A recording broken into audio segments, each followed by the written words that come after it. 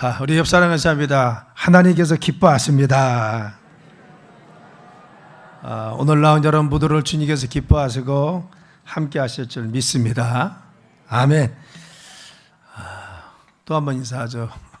주님의 이름으로 환영하고 축복합니다.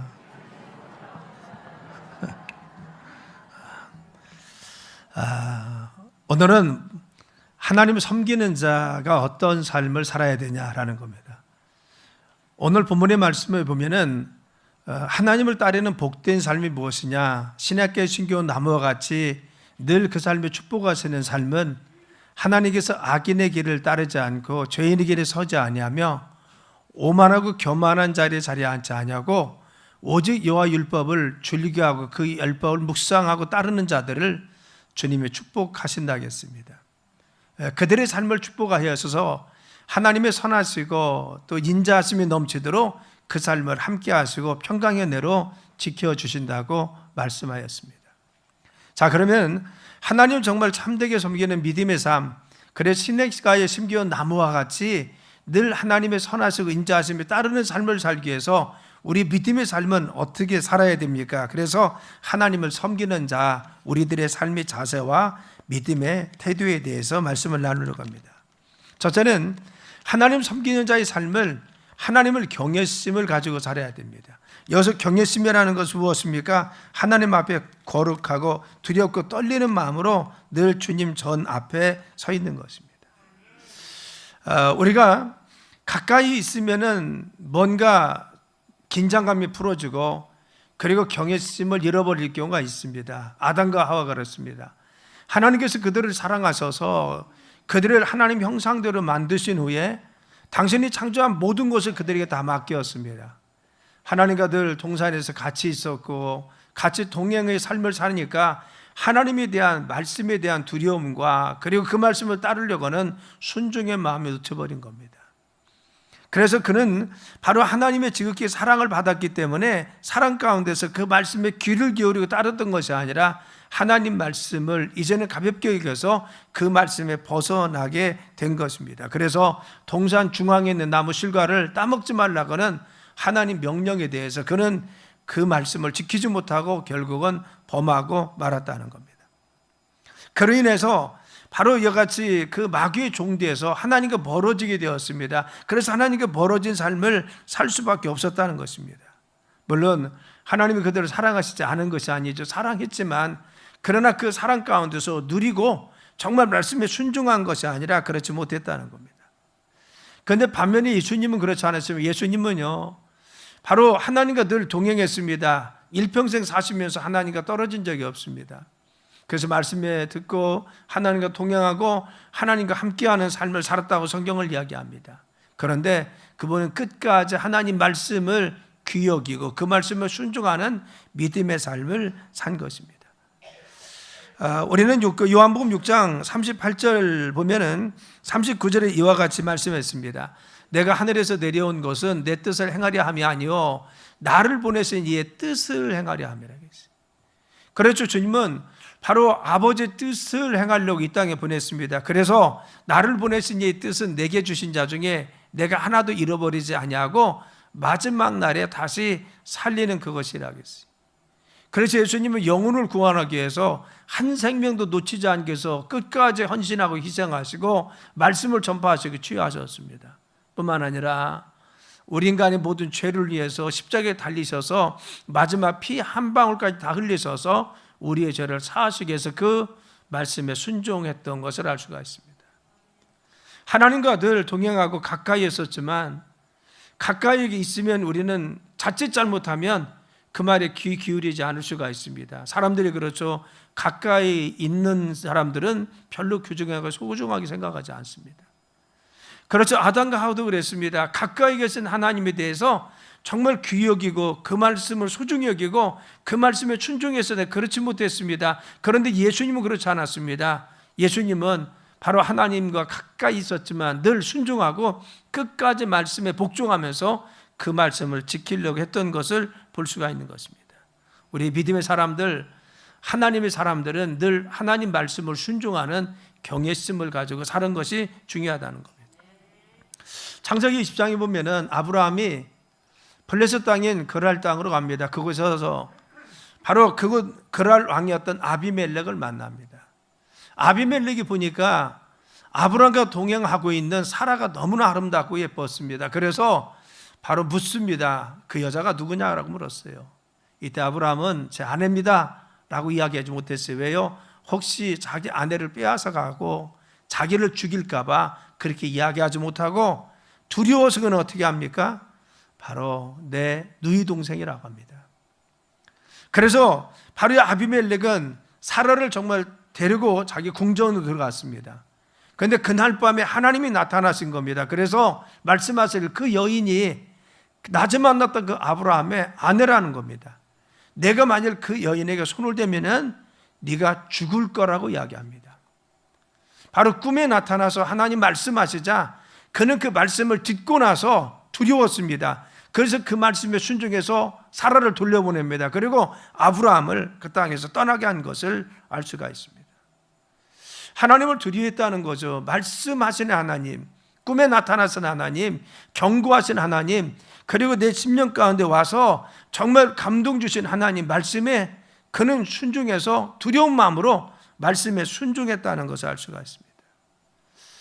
그럴 왕이었던 아비멜렉은 충분히 그거 무시할 수도 있었을 것입니다. 어제 꿈 잘못 꿨네 하고 쉽게 지나갈 수도 있었을 것입니다. 우리가 흔히 그렇죠. 어떠한 말씀에 강력히 나에게 내 말을 다가와도 내 마음을 울려도 나에게 와서 경고의 말씀을 드리는 것 같고 바로 햄머로 나를 머리를 치는 것 같아도 무시하고 지날 수 있습니다. 그까짓 거 쉽게 잊어버리고 살 수도 있습니다. 그런데 여러분 아비멜렉은 그렇지 않고 그 말씀을 두려워하고 바로 경외심을 가고자 하나님 말씀을 순종하고 따랐다는 겁니다. 야곱도 마찬가지입니다. 하나님 말씀하셨을 때 두렵고 떨리는 마음으로 그가 하나님 앞에 섭니다. 그래서 그 말씀에 순종해 산 것이 누굽니까? 야곱이었습니다. 창세기 28장에 보면 야곱이 부엘사바에서 하란으로 도망가다가 그곳에서 잠시 유숙합니다. 돌베개를 비고 그가 잠을 자는데 꿈속에서 사닥다리가 땅 위에서 꼭대기가 하늘에 닿았습니다. 그리고 천사들이 오르락 내리락 하면서 하나님의 보좌에 앉으신 그이가 말씀하십니다. 13절에 17절에 이렇게 말씀하십니다. 나는 여호와니 너의 조부 아브라함의 하나님이요 이삭의 하나님이라 내가 누워있는 땅을 내가 너의 자손에게 주리라 하겠어요. 지금 꿈에 지금 하나님 말씀하는 겁니다. 내가 그 누워있는 땅을 너와 네 자손에게 주리라. 네 자손이 이 땅에 티끌같이 되어 많게 한다는 거죠. 내가 서쪽과 동쪽, 북쪽, 남쪽에 퍼져나가 편만할 거라는 겁니다. 네 자손이 정말 번성할 것이고 땅의 모든 족속이 너와 네 자손으로 말미암아 복을 받으라 하겠어. 너는 정말 하나님의 축복받은 자가 돼서 너는 지금 도망자지만 하나님 너를 반드시 축복해서 이 땅에 다시 돌아오게 하는데 이 땅을 주어서 너와 네 자손들이 복의 근원되어서 너로 인해서 모든 사람이 복을 받으리라 합니다. 그리고 내가 너와 함께 있어 네가 어디로 가든지 너를 지키며 너를 이끌어 이 땅으로 돌아오게 할지라. 내가 네게 허락한 것을 다 이루기까지 너를 떠나지 아니하리라 하신지라. 누가? 하나님 지금 꿈에 말씀하시는 겁니다. 야곱이 잠에 깨었으면 이때 이르되 여호와여 과연 여기 계시거늘 내가 알지 못했습니다. 이에 두려워하여 이르되 두렵도다. 이곳이요 이곳은 다름 아닌 하나님의 집이요 이는 하늘의 문이로다. 사랑 여러분, 그는 하나님 말씀을 듣고 나서 하나님이 이곳에 계시는구나. 하나님이 나와 동행하는구나. 하나님 이곳에 나에게 지금 말씀하시는구나. 이 말씀을 듣고 나서 어떻게 했어요? 마음속에 두려움이 있었습니다. 하나님이 자기에게 말씀하신다는 것을 들었을 때 하나님이 자기에게 지금 경고하시고 지금 축복의 말씀을 주시는 것을 그가 느꼈을 때 하나님이 정말 살아계시는구나. 그 하나님 말씀하심에 나는 두렵고 떨리는 마음으로 그 말씀을 지켜야지 이 말씀을 정말 믿었다는 겁니다. 그런데 이 말씀을 믿고 두렵고 떨리는 마음으로 받아들여서 말씀대로 살았더니만 하나님은 그를 12지파의 조상이 되게 하고 믿음의 조상이 되어 그를 축복하신 것을 알 수가 있습니다. 우리는 믿음의 사람들은 하나님 백성들은 하나님 말씀을 듣고 경각심을 하더라는 겁니다. 감동 주시거나 그리고 말씀을 듣고 내가 내 마음으로 받던 어떠한 그 말씀이 내게 정말 와서 내 심령을 찌르던 하나님 말씀에 대해서 경고를 받고 그 말씀에 순종하며 살아가더라는 겁니다. 그런데 그렇지 않은 사람도 있습니다. 우리는 민수기 12장에 보면요, 모세가 굿수연을 취합니다. 그런데 그의 형제였던 아론과 미리암이 그를 비난합니다. 이 사실에 대해서 하나님은 불순종하고 하나님 말씀을 따르지 않는다고 말씀하여 주십니다. 민수기 12장 1절에 보면요, 모세가 굿수 여자를 취하니 그 굿수 여자를 취함으로 미리암과 아론이 모세를 비방했다는 겁니다. 여러분, 미리암과 아론은 모세의 형이고 누이입니다. 같은 집안의 문제이기 때문에 야, 이방 여인 들어와도 돼? 우리 집안에 충분히 그럴 수가 있습니다. 그런데 하나님의 종으로서 하나님의 지시함을 따라 그 여인을 취했다는 겁니다. 그래서 2절이 뭐라고 해요? 그들이 이르되 여호와께서 모세에게만 말씀하셨느냐? 야, 모세에게만 하나님 말씀하셔서 그 여인 취해라 말씀해. 우리도 말씀하지 않느냐 하며 여호와께서 그 말을 들었다는 겁니다. 야, 모세만 선지자야? 우리도 하나님이 인도하시는 하나님의 사람들이잖아. 그런데 모세만 들었다고 왜 그래? 우리는 그거 타당하지 않아. 이렇게 의의를 제기했다는 겁니다. 이 말을 누가 들었어요? 하나님이 들었다는 겁니다. 누가? 아론과 미리암이 불평하는 소리를. 야, 모세만 그 말씀 들어? 모세만 주의 종이야? 모세만 그 말씀 듣고 순종한다고 해?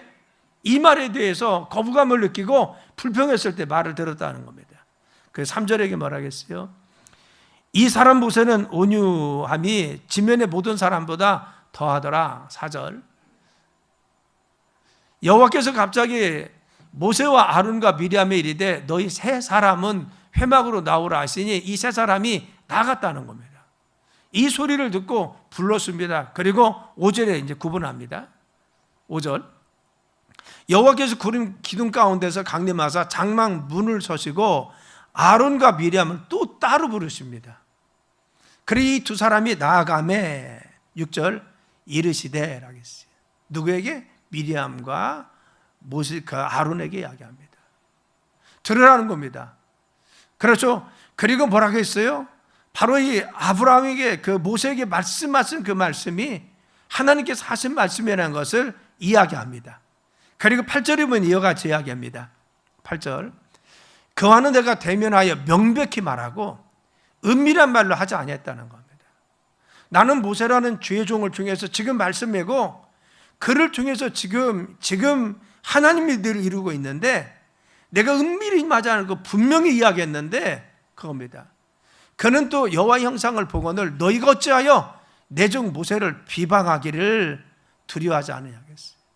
내가 지금 말해서 이 모세가 하나님 지시를 따라 지금 하고 있는데 네가 형제라고 해서, 네가 누이라고 해서, 네가 형이라고 해서 이 사실을 네가 집안이라고 해서 주의 종이 지금 하고 있는 일을 네가 왜 방해하고 있느냐 그겁니다. 하나님 지금 분명히 진행하는데 그 말씀에 경휼히 여기고 중히 여기지 못하느냐. 9절에 뭐라고 했어요? 여호와께서 그들을 향해서 진노하고 떠났다는 겁니다. 10절에 미리암이 그 뒤에 바로 문둥병에 걸려서 나병에 걸려서 나중에 나병 환자가 되었더라. 아론이 볼 때 그랬다는 거예요. 우리 이 말씀에 보면요, 바로 이게 하나님이 말씀하시면 흐름에 대해서 미리암과 아론은 알지 못했습니다. 그래서 하나님 말씀하신 주의 종에 그는 가는 길에 대해서 제대로 이렇게 했을 때 분명한 것은 무엇입니까? 하나님은 책망합니다. 하나님이 지금 하시는 일에 대해서 너희가 지금 정말 두렵고 떨리는 마음으로 순종하지 않았다는 겁니다. 그래서 말씀을 따르지 않음에 대해서 책망하고 있다는 겁니다. 또한 이스라엘 백성들을 광야에서 방해했던 아말렉도 마찬가지입니다. 여러분, 그들은 하나님을 두려워하지 않았다라고 성경은 이야기합니다. 신명기 25장 1절로 17절로 19절에 보면은 너희는 애굽에서 나오는 길에 아말렉에 내게 행한 일을 기억하라.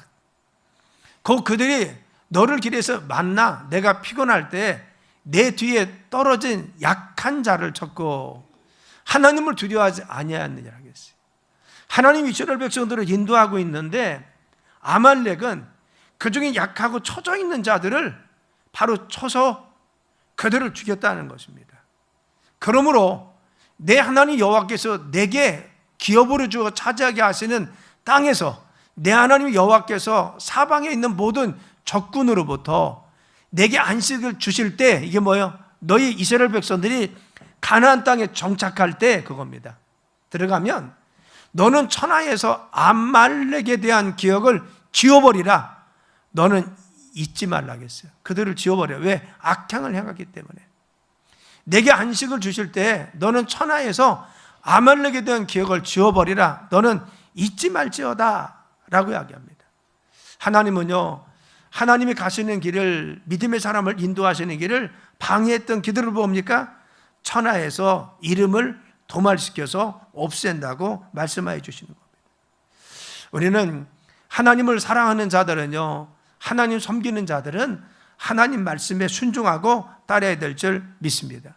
그래서 시편 22편 23절이면은 여호와를 두려워하는 너희여 그를 찬송할지어다. 야곱의 모든 자손이여 그에게 영광을 돌릴지어다. 너희 이스라엘 자손들이여 그를 경외하라 했어요. 하나님을 너희들이 두렵고 떨리는 마음으로 그 말씀을 따르고 순종하라는 겁니다. 시편 31편 9절 19절도 보면은 주를 두려워하는 자를 위하여 쌓아두신 은혜 곧 주께 피하는 자를 위하여 인생 앞에 베푸신 은혜가 어찌 그리 큰지라 하겠어요.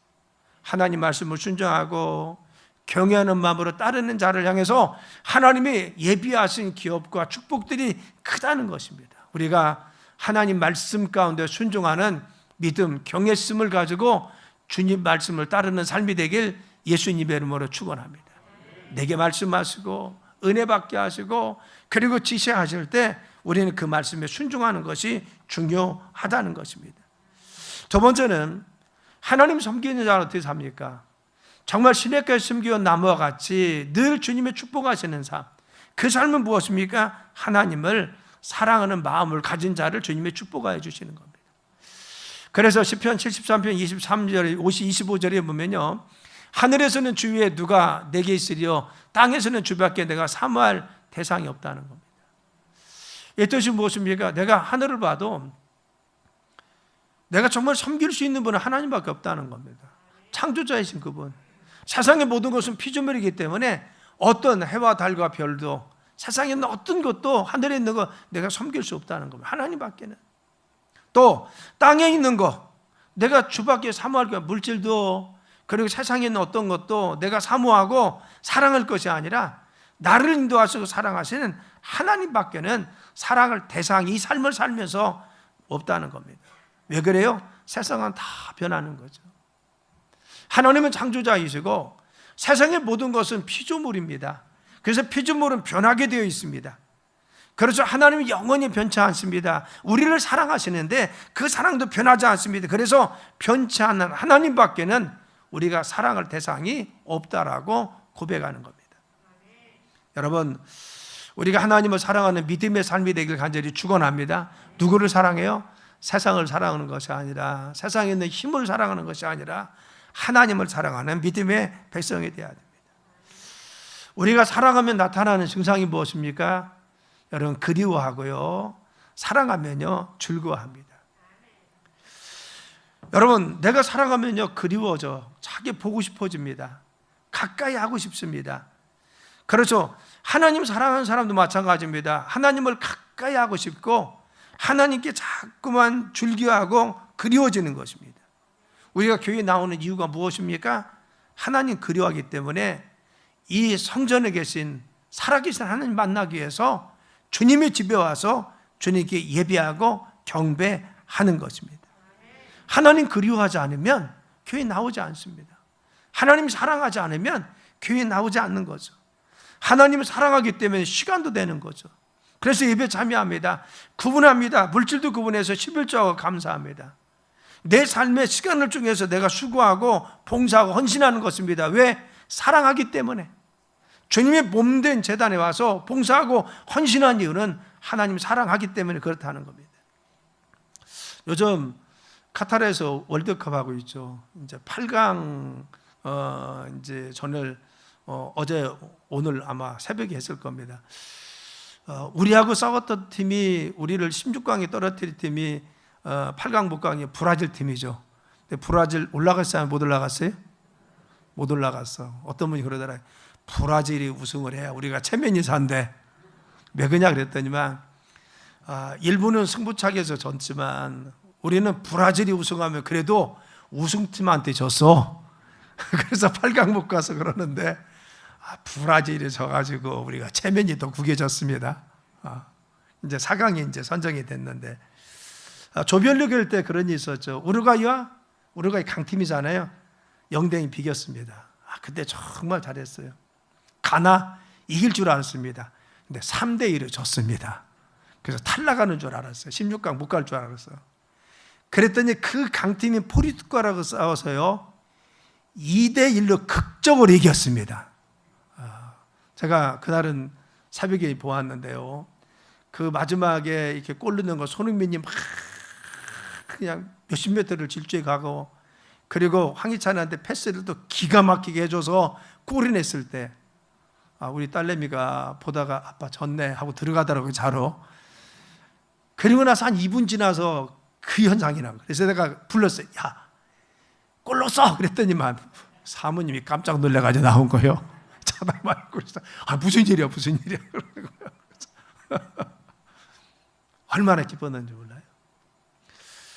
제가 그 월드컵 경기를 보면서 느낀 게 뭐냐면요, 카타르까지 가서 그 뭐 여러 가지 막 색깔로 옷을 입고 나서 응원하는데 골을 한 골로 막 우는 사람이 있는 거, 우는 사람이 막. 그래서 울고 막. 여러분 왜 그래요? 축구를 좋아하고 또 나라를 사랑하기 때문에 모든 사람의 관심이 대한민국 이기거나 여기에 관심이 있어요. 왜? 사랑하기 때문에, 좋아하기 때문에. 그래서 정말 축구를 좋아하기 때문에 열몇 시간씩 타고 카타르까지 갑니다. 자기 물질을 들이고 시간을 들여서 좋아하는 그것을 위해서, 내가 사랑하기 때문에 바로 이 한국을 응원하고, 그리고 우리 팀이 이기길 응원하고 있습니다. 왜? 좋아하기 때문에, 사랑하기 때문에. 우리가 하나님 사랑하는 사람은 더 그런 것이죠. 하나님 사랑하기 때문에 예배에 나오는 겁니다. 하나님께 성수 주기라고 예배시간에 주님께 예배 드리는 것입니다. 하나님 만나는 죄는 기뻐하는 것입니다. 내가 구분해서 정말 물질도 드릴 수 있는 것이고 헌신하고 희생하는 것입니다. 왜 그래요? 사랑하기 때문에. 또 사랑하고 있으면 어떻게 해요? 같이 하고 싶어요. 믿음의 사람들이 그렇죠. 하나님 사랑하는 사람은요, 하나님 같이 있고 싶어서 기도도 하고 예배 시간에 나와서 예배도 참여하고 하나님과 함께 싶어 합니다. 우리가 이제 사랑하는 사람 멀리 떨어져 있으면 늘 그립잖아요. 제가 화요일날 수요일날 시간 있으면 제가 전도를 합니다. 앞에서 하는데 우리 우동님 권사님하고 제가 짝이 돼서 가끔 잘해요, 이 앞에서. 근데 우동님 권사님이 미국에 있는 아들 이야기를 하는 거예요. 미국에 있는 아들이 신앙생활을 그렇게 열심히 해서 또 그 신앙생활을 잘하고 있고 또 영상으로 손주들과 통화했고, 이 말씀이에요. 여러분, 카톡 통해서 영상 통화하면 얼마나 좋은지 몰라요. 왜 그래요? 가까이 있는 것 같이 영상으로 손주 얼굴도 보고 미국에 있어도 아들 얼굴도 보고 늘, 그리고 가까이 하고 싶은데 가까이 할 수가 없어요. 그런데 정말 가까이 하고 싶어서요, 함께 하고 싶어서 영상으로 통화하는 겁니다. 또 전화로 통화하는 겁니다. 왜? 함께 하고 싶어서. 왜? 사랑하기 때문에. 사랑하면 가까이 하고 싶습니다. 늘 함께 하고 싶습니다. 목소리도 듣고 싶고, 그리고 뭔가 시간도 같이 보내고 싶은 것이 사랑하는 사람입니다. 왜 교회 나옵니까? 함께 하고 싶어서. 주님이 이곳에 계시기 때문에 하나님과 함께 하기 위해서 주님 전에 나와서 예배드리는 겁니다. 그래서 교회 나오면 하나님을 그리워하기 때문에 하나님 계신 교회를 사모하고 주님께 나오고, 하나님 섬기려고 말씀 가운데 교회 나와서 말씀 듣고 하나님과 함께 하기 위해서 그분 품 안에서 위로받기 위해서 이곳에 나오는 것입니다. 오늘 이 자리에 나온 여러분 모두가 예배드릴 때 하나님께서 이 자리에 여러분과 함께 계신 걸 믿으시길 간절히 축원합니다. 하나님이 여러분과 함께 계시, 내 안에 계시고 내 곁에 계시고 이곳에 임재해 주시고. 마태복음 18장 20절이면은 두세 사람이 내 이름으로 모인 곳에는 나도 그들 중에 있느니라. 아멘. 어디 계신다고 했어요? 우리가 주님의 이름을 모이면 하나님께서 함께 하신다고 했어요. 출애굽기 25장 22절 말씀에 보면은 거기서 내가 너와 만나고 어디 속죄소 곧 증거기에, 여러분 성전에 있는 지성소가 예수님 십자가에 달려 돌아가실 때 갈라졌습니다. 이 성전에서 바로 우리를 기다리신다고 했어요. 솔로몬이 낙성식 할 때 내가 두 눈을 이 성전에 주어서 너희 오는 모든 사람을 내가 지금 보고 있다는 거예요. 하나님이 성전에서 우리를 만나고 싶어 합니다. 그래서 출애굽기 29장 42절로 43절에 보면 이는 너희가 대대로 여호와 앞에 회막문에서 늘 드릴 번제라. 내가 거기서 너희와 만나고 내게 말이라 하겠어요. 회막문은 무엇입니까? 성전에 와서 기도할 때, 번제 예배할 때 하나님 만나십니다. 내가 교회 와서 하나님 예배드리면 주님 만나주신다. 그래서 43절에 내가 거기서 이스라엘 자손을 만나리니 내 영광으로 말미암아 회막에 거룩하게 될지 알겠어요. 하나님이 성전에 가득해서 임재해 주시고 하나님 영광이 머물고 있으며 온 우리를 모두를 반겨주셔서 이 성전에서 만나 주신다고 했습니다. 하나님은 편지하신다고 어디나 계십니다. 집에도 계시고 밖에도 계시고 이전에도 계시고 지금도 계십니다. 성전에 계십니다. 그런데 하나님이 특별히 원하는 곳이 있습니다. 만나기를 원한다는 거예요.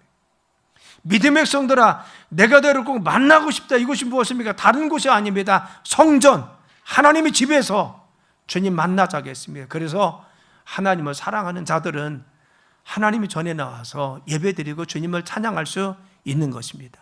할렐루야. 하나님을 사랑하는 여러분 되시길 간절히 축원합니다. 세 번째는 하나님께 감사하는 삶을 바로 살 수가 있는 것입니다. 자, 시편 100편 봐봐요. 자, 한번 같이 읽습니다. 시작. 온 땅이여 여호와께 즐거운 찬송을 부를지어다. 기쁨으로 여호와를 섬기며 노래하면서 그 앞에 나갈지어다. 여호와가 우리 하나님이신 줄 너희는 알지어다. 그는 우리를 지으시니요 우리는 그의 것이니 그의 백성이요 그의 기르신 양이로다. 감사함으로 그 문에 들어가며 찬송함으로 그 궁정에 들어가서 그에게 감사하며 그 이름을 송축할지어다. 여호와는 선하시니 그 인자하심이 영원하고 그 성실함이 대대에 이르리로다. 아멘. 감사하고 주님을 찬양하는 자에게 하나님의 선하시고 인자하심이 우리와 영원히 따른다는 겁니다. 여기서 인자하심과 성실하심이 영원히 따른다는 것이 무엇입니까? 우리의 가는 길에 주님이 우리의 삶을 잘 선으로 매듭시켜 주시고 하나님께서 우리 가는 길을 다 보장해 주셔서 끝까지 우리를 인도하시고 함께 하신다는 겁니다. 형통은 내 삶의 앞길을 열어주십니다. 그런데 선하심과 인자하심이 나를 따른다는 것은 늘 우리의 삶에 가는 여정 가운데 주님이 내 삶을 끝까지 책임져 주시고 인도하여 주신다는 겁니다. 누구에 감사하고 찬양하고 주님의 살아계심에 대해서 경배하는 자들. 그래서 우리는 믿음의 사람들은, 하나님 섬기는 자들은 하나님 감사로 영광 돌려야 됩니다. 시편 50편 23절에 이렇게 말씀했습니다. 감사로 제사를 드리는 자가 나를 영화롭게 하나니 그의 행위를 옳게 하는 자에게 내가 하나님의 구원을 보이라 하겠습니다. 주님은 주님의 구원, 어둠 속에서 사망 가운데서 우리 어려움 속에 나를 건져줘 구원의 은혜를 잊게 하시는 사람 누굽니까? 하나님께 감사로 제사를 드리는 자, 감사로 삶을 살고 예배 드리는 자를 주님께서 기뻐하십니다. 지난 11월에 우리가 감사 노트를 썼습니다. 저희가 시상을 아직 못했는데 이제 다 들어왔어요. 시상할 겁니다. 근데 우리가 감사 노트를 쓰자고 한 이유가 뭐예요? 감사를 기억하자는 겁니다. 우리는 흔히 감사를 잊어버리고 삽니다. 놓치고 삽니다. 근데 감사는 좀 기억하자는 거죠. 그런데 감사하는 자, 주님께서 그들의 삶에 구원을 보이신다고 했어요. 하나님을 영화롭게 하도록 그들의 삶을 인도하여 주신다고 했습니다. 그래서 하나님 섬기는 자는 늘 감사로 삶을 살아야 됩니다. 우리가 지난 1년 동안 힘들고 어려운 일도 많았습니다. 감사로 매듭 짓길 간절히 축원합니다. 내 삶에 감사한 것이 무엇인가 늘 기억하고 살아야 돼요. 또 데살로니가서 5장 18절에 범사에 감사하라 하겠어요. 이것이 그리스도 예수 안에서 너희를 향하신 하나님 뜻이라 하겠어요. 범사는 뭐예요? 모든 일, 기쁜 일이나 슬픈 일이나 어려운 일이나 좋은 일이나 우리의 삶에 어떤 것이 있어도 하나님께 감사의 삶을 놓치지 말라는 겁니다. 늘 감사로 사실을 간절히 축원합니다. 이 시간 말씀을 맺습니다. 우리가 하나님 섬기는 자, 하나님께 축복하셔서 정말 시냇가에 심겨온 나무와 같이 우리 삶을 축복하시고 주님의 선하심과 인자하심이 늘 우리를 따르는데 그 삶이 무엇입니까? 하나님 섬기는 자들은 첫째는 하나님을 경외하는 자들입니다. 늘 그 말씀에 순종하는 삶이 되길 간절히 축원합니다. 두 번째는 무엇입니까? 하나님 앞에 늘 하나님 앞에 서서 하나님을 사랑하는 자입니다. 그래서 하나님 전에 와서 예배하고 하나님을 가까이 하기 위해서 노력해야 됩니다. 세 번째는 무엇입니까? 늘 감사하며 살아서 늘 하나님을 섬기는 믿음의 삶을 통해서 시편 1편과 같이 주님의 귀한 축복된 삶이 되길 예수님의 이름으로 축원합니다. 기도합니다. 하나님 감사합니다. 저희들이 하나님 섬기는 삶이 되게 도와주시고